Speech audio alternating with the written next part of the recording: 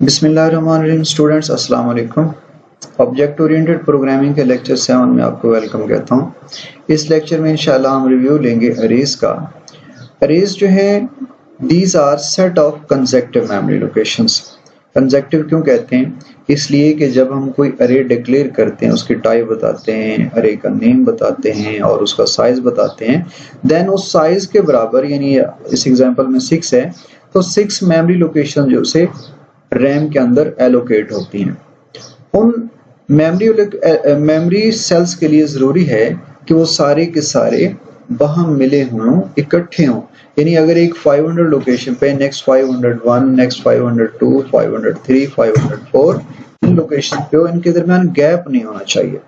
इसी गैप न होने की वजह से चूंकि ये इकट्ठे हैं, वहाँ मिले हुए हैं, सो इन्हें कंसेक्टिव मेमोरी लोकेशंस कहते हैं। ये अरेज के लिए लाजमी है, ये कंपल्सरी है कि उसके तमाम सेल्स जो हैं वहाँ एक जगह पे हों।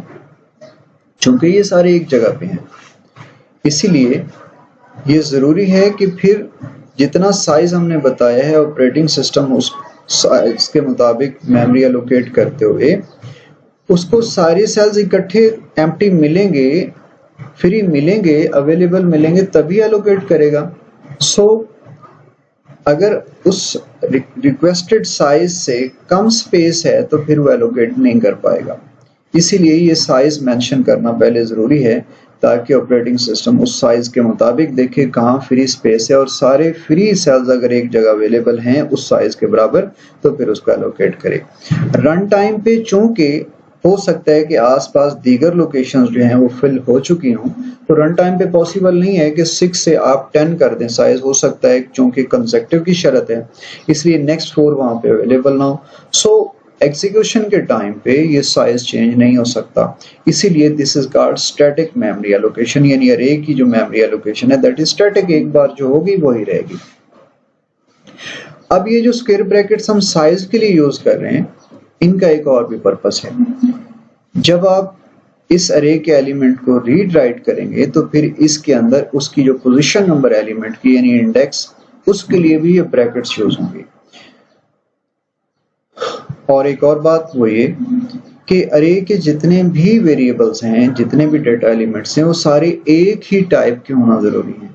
इसका मतलब ये है कि अगर आपने इंटीजर टाइप की अरे डिक्लेयर की तो उसमें सारे के सारे इंटीजर्स होंगे, कैरेक्टर्स नहीं आ सकते, मिक्स नहीं हो सकते कि यहाँ 4 है आगे ए आ जाए। सो ऐसा पॉसिबल नहीं है। सारे के सारे एलिमेंट्स एक ही टाइप से बिलोंग कर रहे होंगे। कैरेक्टर हैं तो कैरेक्टर, इंटीजर हैं तो इंटीजर, फ्लॉट हैं तो सारे के सारे float. Random read write operation allow करते हैं, यानी आप किसी भी एलिमेंट को डायरेक्ट एक्सेस कर सकते हैं, वहाँ राइट भी कर सकते हैं वैल्यू और रीड भी कर सकते हैं। सपोज आप 6 को चेंज करना चाहते हैं तो आपको ये नहीं कि पहले इस एलिमेंट पे आए फिर इस पे आए फिर इसको राइट करें। आप डायरेक्टली उसका इंडेक्स नंबर 0, 1, इंडेक्स नंबर 2 देंगे, मार्क्स एट 2, तो उसको आप चेंज कर सकते हैं। Marks at 2 is equal to 3, तो ये 6 की वैल्यू जो वो 3 हो जाएगी। एक और बात वो ये कि जब आप शुरू में इनिशियलाइज करवाते हैं, डिफाइन करते हैं अरे, तो चूंकि उसमें कोई वैल्यू नहीं होती, इसलिए जितने भी अनइनिशियलाइज्ड लोकेशंस हैं उस अरे की, वो सारी की सारी उस टाइप की डिफॉल्ट वैल्यू से फिल हो जाती हैं। इंटीजर की डिफॉल्ट वैल्यू जो है वो 0 है, सो चूंकि न्यूमेरिक है इसलिए सारे 0 0 से फिल हो जाएंगे। और अगर फ्लॉट यहाँ पे आ जाए तो फ्लॉट भी न्यूमेरिक है इसलिए 0 0 से फिल हो जाएंगे सारे अनइनिशियलाइज्ड जितने भी सेल्स हैं। हाँ, अगर कैरेक्टर हो तो कैरेक्टर चूंकि अलग एक टाइप है, अलग किस्म की है, सो उसके लिए नल वैल्यूज यानी एम्प्टी जो है, एम्प्टी वैल्यू वो उसमें स्टोर हो जाएगी, 0 स्टोर नहीं होगी। जी तो स्टूडेंट्स, नाउ आप यकीनी बता सकते हैं कि मार्क्स की 0th लोकेशन पे कौन सा डिजिट है या कौन सी वैल्यू है। मार्क्स एट 0 लोकेशन फर्स्ट है, सो फर्स्ट लोकेशन पे चूंकि 4 है, इस पे 4। अब आप खुद समझ सकते हैं कि मार्क्स एट 3 थर्ड लोकेशन पे, यानी थर्ड नहीं होगी एक्चुअली ये 4th होगी, 0 1 2 3, 4th लोकेशन पे क्या है 7। अब आपके करने का जो काम है वो ये, आपने साइज कैलकुलेट करना है कि जब आपने ये अरे डिक्लेयर की तो उस वक्त रैम के अंदर इसका साइज जो है, एक्चुअल साइज कितना एलोकेट हुआ है। मैं आपको हिंट दे देता हूँ, मैंने आपको ऑलरेडी बताया है कि 16 बिट सिस्टम पे इंटीजर के लिए 2 बाइट्स मखसूस होती हैं, एलोकेट होती हैं, जबकि 16 बिट से हायर जितने भी 32 बिट या 64 बिट मशीन है उनके ऊपर इंटीजर के लिए 4 बाइट्स रिजर्व होती हैं। सो आई थिंक आप कैलकुलेट कर पाएंगे। इसके बाद हम टाइप्स ऑफ अरेज देखते हैं। 3 तरह की अरेज जो है वो लैंग्वेज में है जो ज्यादातर यूज हो रही हैं, वैसे थ्योरेटिकली इससे ज्यादा भी पॉसिबल है। 1 डायमेंशनल अरे, 2 डायमेंशनल अरे और 3 डायमेंशनल अरे। 1 डायमेंशनल अरे जो है बहुत सिंपल है, जो पिछली स्लाइड में भी हमने देखी कि आप सिंपल एक अरे वेरिएबल बना के उसका साइज मेंशन करते हैं और अगर इनिशियलाइज करवाना चाहें तो करली ब्रैकेट्स के अंदर उनकी वैल्यूज जितना उसका साइज है उतनी लिख सकते हैं।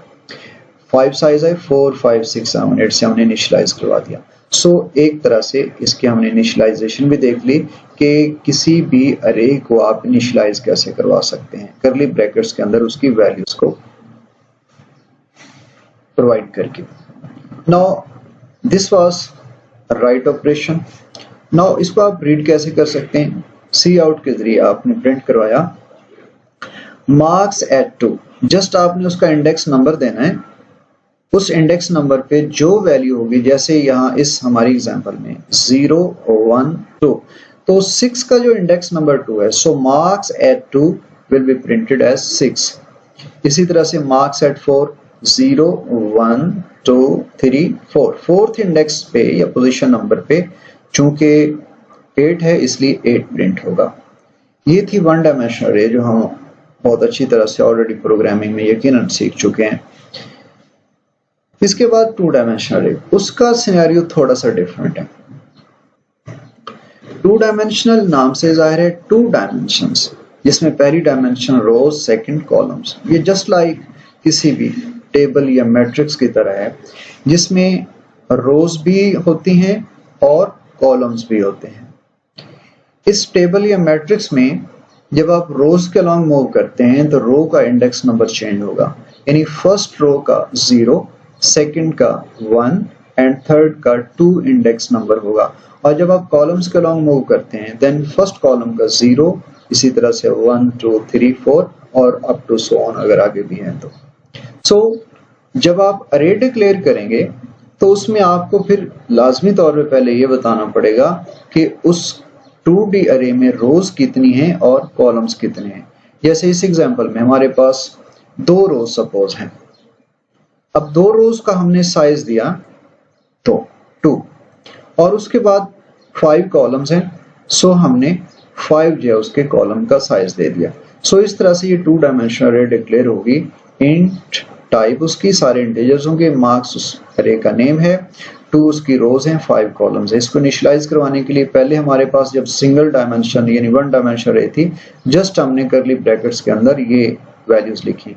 But now we have 2 rows, so first row जो है वो तो वैसे ही, और सेकंड रो कॉमा के साथ सेपरेट होगी, करली ब्रैकेट्स के अंदर आप उसकी वैल्यूज देंगे। सो इस तरह से 2 डायमेंशनल अरे को आप इनिशियलाइज करवा सकते हैं। अब इसको एक्सेस कैसे कर सकते हैं?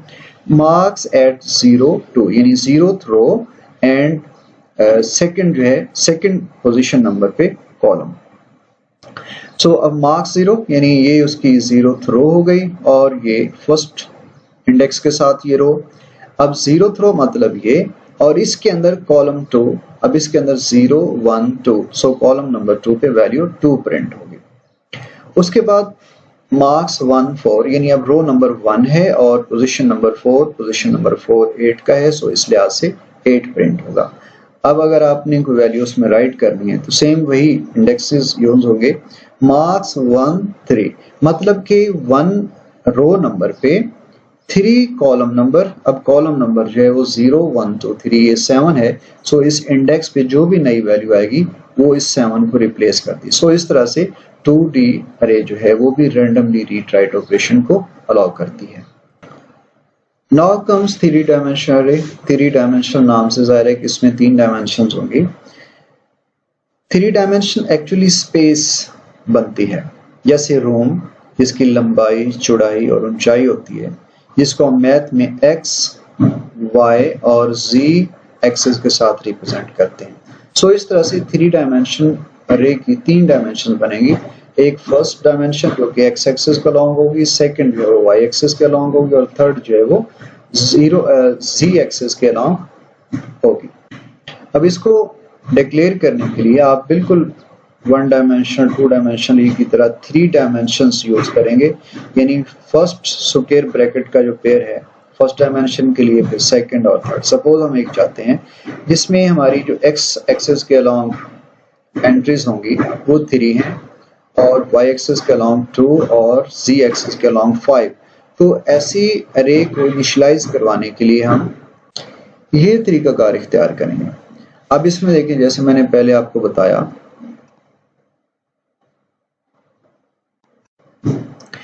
कि एक्स एक्सिस जो है वो असल में आप यूं समझ लें कि रोज हैं लेंथ वाइज, और जो विड्थ वाइज है that is y axis.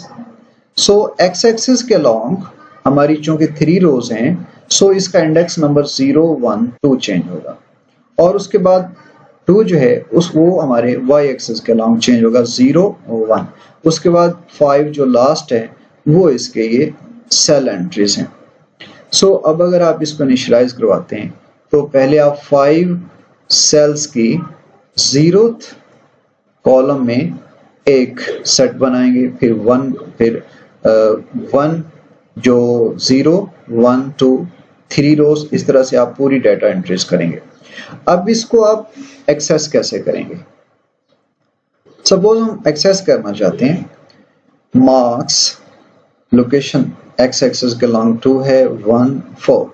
Now x axis के along 2, this is 2, and y axis के अलॉन्ग 1, सो दिस इज 1, और इसके अंदर कॉलम नंबर जो है, जो सेल नंबर है जो जी एक्सिस को रिप्रेजेंट कर रहे हैं, सो वो 4 होगा। अब इसके अंदर 2, 1 ये बना, और इसके अंदर 4th लोकेशन पे 0, 1, 2, 3, 4 ये 8 रहा। सो इस तरह से हमारा आंसर जो है 8 होगा।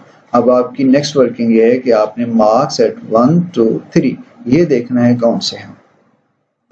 हिंट के लिए आपको बताता चलूं कि आपने एक्स एक्सिस फर्स्ट डायमेंशन से लेना है, वाई एक्सिस आपने 2 से, और ये जी एक्सिस जो है ये आपको सेल की जो वेरिएशन है, सेल की पोजीशन उसको बताएगा। सो उसके अंदर जो 3 की थर्ड इंडेक्स पे जो भी आ रहा है वो उसके सेल की वैल्यू होगी। चलिए आपके लिए एक छोटी सी असाइनमेंट छोड़े जा रहा हूँ।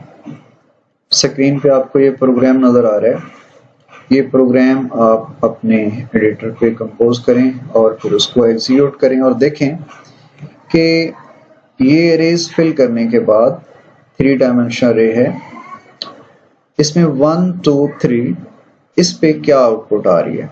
ये आपकी असाइनमेंट है। होपफुली आप इस असाइनमेंट को शौक के साथ करेंगे और इसकी आउटपुट देखेंगे।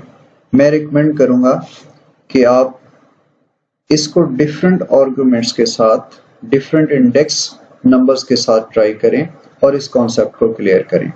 Thank you so much. अपना ख्याल रखिएगा। अल्लाह हाफिज।